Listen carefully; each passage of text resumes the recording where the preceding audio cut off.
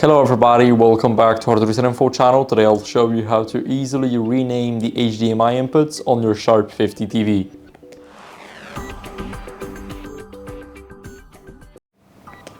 So starting off with the settings, we need to go to all settings.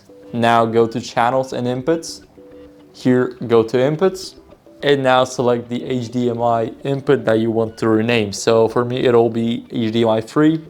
And here we can name it differently. We also can give it a custom name, but I'll give it the game console. Now we have to leave, and now it's changed from the HDMI 3 to game console, as you guys can see.